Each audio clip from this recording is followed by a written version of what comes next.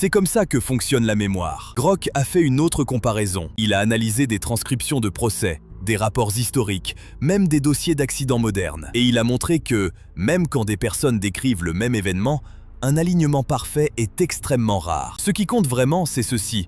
Est-ce que les récits se recoupent sur l'essentiel? Et dans les évangiles, Grok a constaté que oui. Tous parlent d'un tombeau vide. Tous disent que le corps avait disparu. Tous s'accordent sur la présence d'éléments surnaturels. Tous évoquent une réaction faite de peur, de confusion et de foi. Ensuite, l'IA est allée encore plus loin. Elle a souligné que ce que l'on appelle souvent des contradictions n'en sont même pas.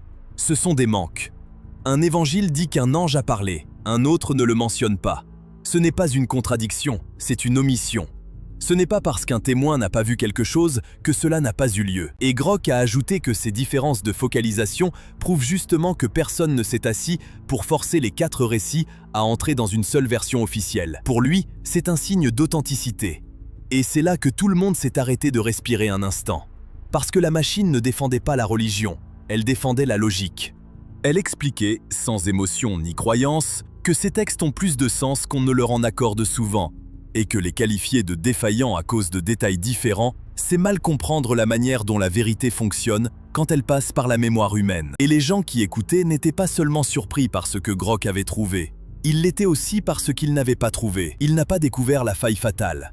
Il n'a pas trouvé le point d'effondrement que certains sceptiques espéraient. À la place, il a vu de la cohérence cachée dans la complexité, de l'ordre derrière les différences. Et c'est ça qui a brisé le silence.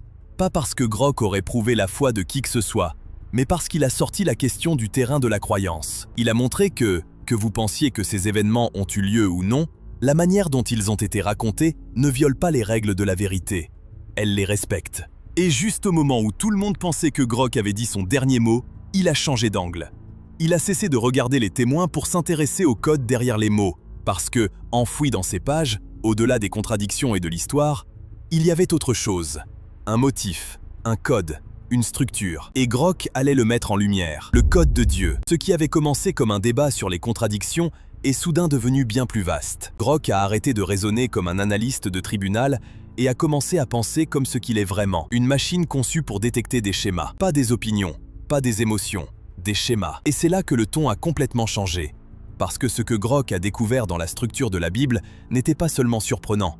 C'était mathématique. L'IA s'est alors penchée sur ce qu'on appelle la guématria. Ce n'est pas une idée marginale. En hébreu ancien, chaque lettre a une valeur numérique. C'est ainsi que fonctionne la langue.